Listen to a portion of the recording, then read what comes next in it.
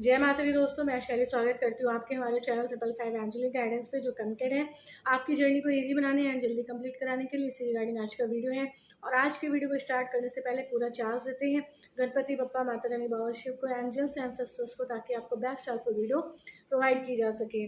पिछले कुछ दिनों में एक कमेंट आया था और वो कमेंट था कि जब डिवाइन फैमिलीज इनर वर्क करना शुरू करती हैं, जब डिवाइन फैमिली स्पिरिचुअल प्रैक्टिसेस करना शुरू करती हैं, जब डिवाइन फैमिली जो है यूनिवर्स के साथ, डिवाइन के साथ प्रॉपर अलाइनमेंट में आ जाती हैं, एंजल्स के साथ, आर्कएंजल्स के साथ प्रॉपर अलाइनमेंट में आ जाती हैं, तो क्या तब भी क्या मतलब कोई रॉन्ग एनर्जी जो है उनको चेज कर सकती थी? मतलब जब वो प्रॉपरली स्पिरिचुअली अलाइन हैं, स्पिरिचुअल प्रैक्टिसेस कर रही हैं, तो डिवाइन मैस्कुलिन के अलावा भी क्या उन्हें कोई चेज कर सकता था?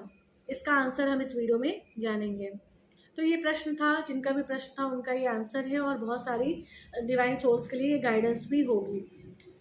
जब हम स्पिरिचुअल प्रैक्टिसेस करते हैं, जब हम इनर वर्क करते हैं, जब हम हीलिंग्स करते हैं, जब हम सर्विस करते हैं, जब हम अलाइन होते हैं प्रॉपरली और जो है क्लैरिटी के साथ जो है गाइडेंस को रिसीव कर पाते हैं और दूसरों को देने का चैनल बन पाते हैं, तो क्या होता है कि वो जो है कि डिवाइन मैस्कुलाइन तो अट्रैक्ट हो ही रहे होते हैं, ठीक है, डिवाइन फेमिनाइन की तरफ, डिवाइन सोल की तरफ डिवाइन मैस्कुलाइन तो अट्रैक्ट हो रहे होते हैं। लेकिन क्या होता है कि उसमें एक कमी होती है, एक कमी होती है जिसकी वजह से रॉन्ग एनर्जीज भी डिवाइन फेमिनाइन को या डिवाइन सोल्स को चेज करने लगती थी। वो कमी क्या होती थी?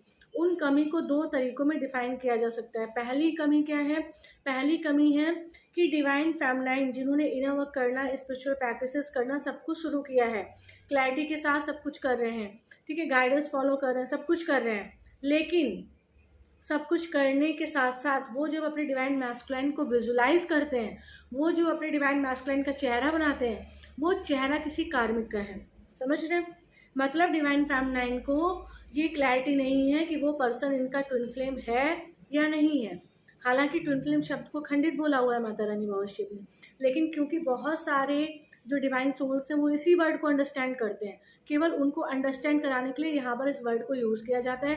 अदरवाइज ये वर्ड खंडित था, खंडित और खंडित ही रहेगा।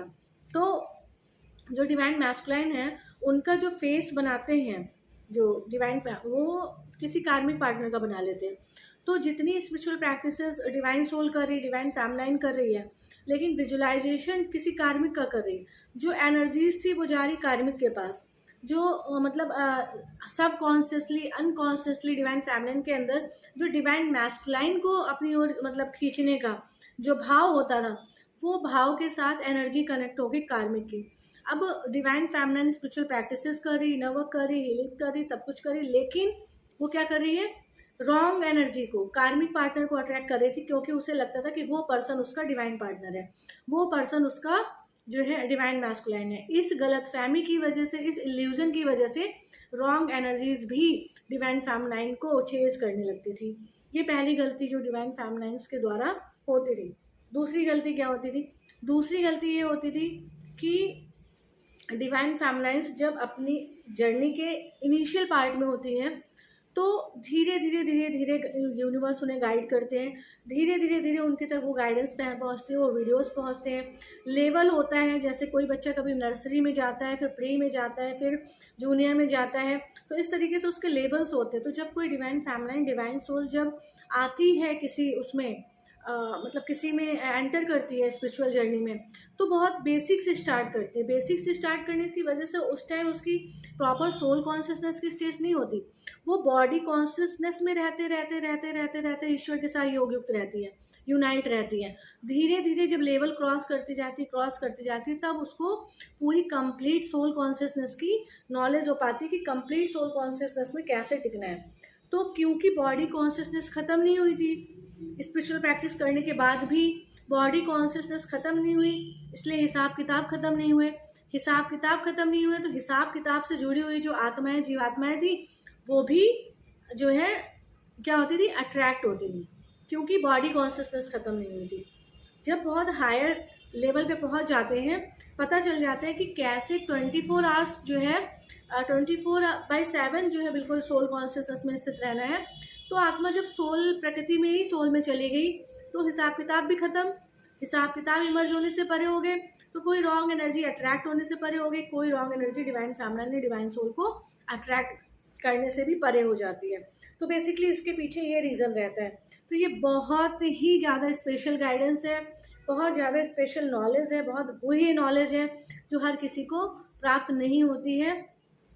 बहुत रिसर्च के बाद और बहुत ज़्यादा जो है education, spiritual education Mata Rani बाबा से लेने के बाद ये गाइडेंस जो है प्राप्त हो पाती है, जो आपको इस चैनल पे इतने ईजी शब्दों में मिल जाती है।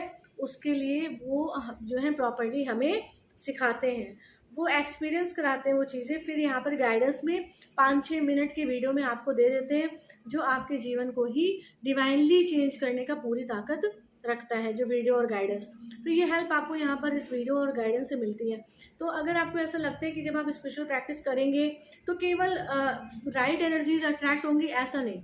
दो चीज़ें जो है वो करती थी, मैटर करती थी। पहला, आपको क्लैरिटी है आपके डिवाइन पार्टनर को लेकर कि नहीं है।